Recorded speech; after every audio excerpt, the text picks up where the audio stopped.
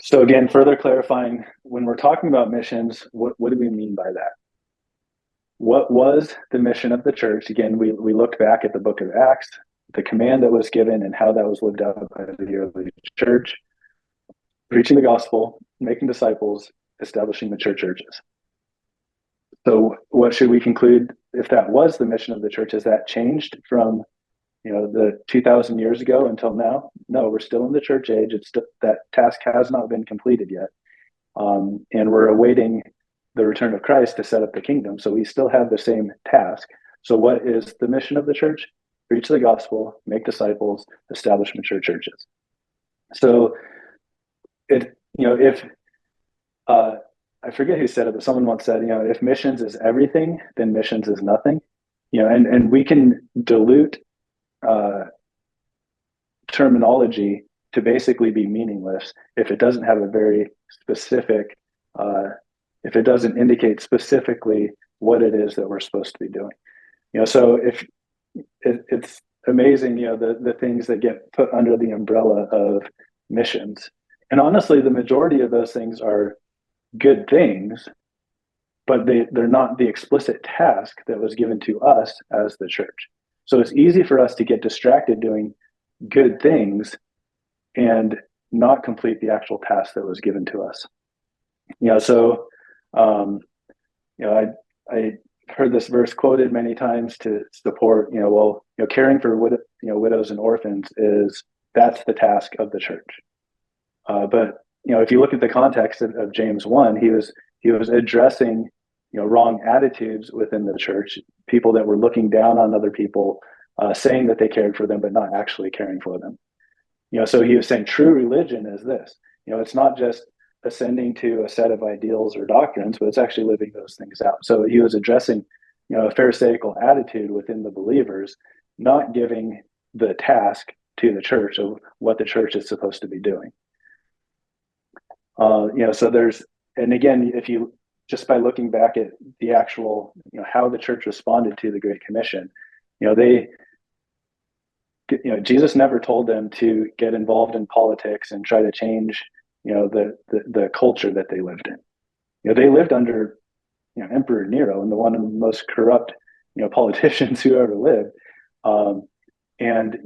The encouragement was never to, try to, fix the political system or change the culture, but was to preach the gospel, make disciples, establish mature churches, endure suffering, live in submission to the government.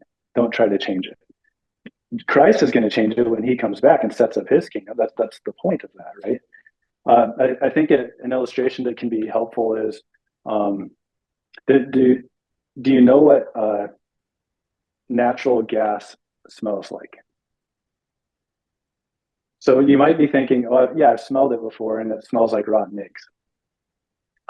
It actually doesn't. Natural gas doesn't smell at all. They actually add a chemical to the gas to make it smell so that you know that the gas is there.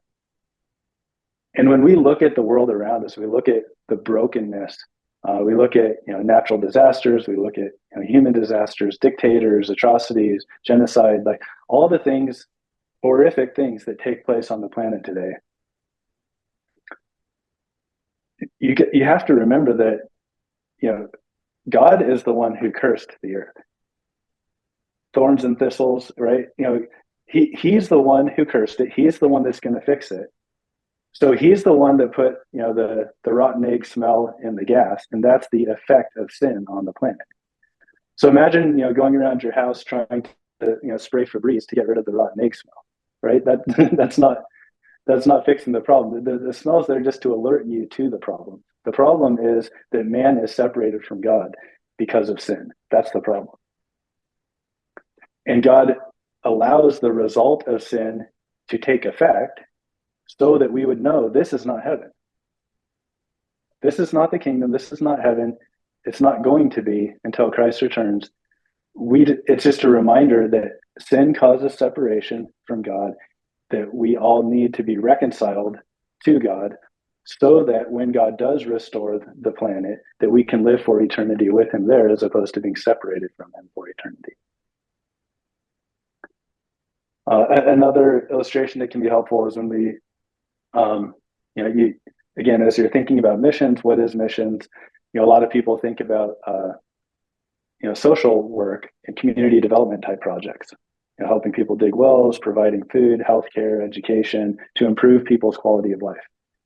Again, those are good things, but if those things are happening, uh, if they're not there to supplement these primary tasks that we're looking at, they fall short of the actual tasks that we're given.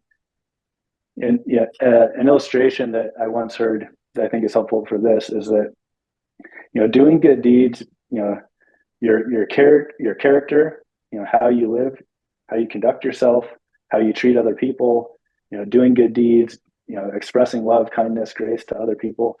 Those would all fall under the umbrella of building a bridge.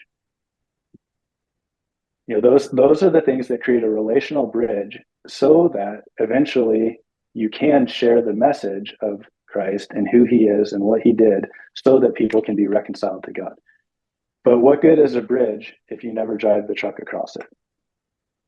Again, so that illustration helps us understand that the good works that we do, whether it's in Ann Arbor or in Timbuktu, those are good things to do, but they always need to be subordinate to or in conjunction with the primary task given to the church: preaching the gospel, making disciples, establishing the churches.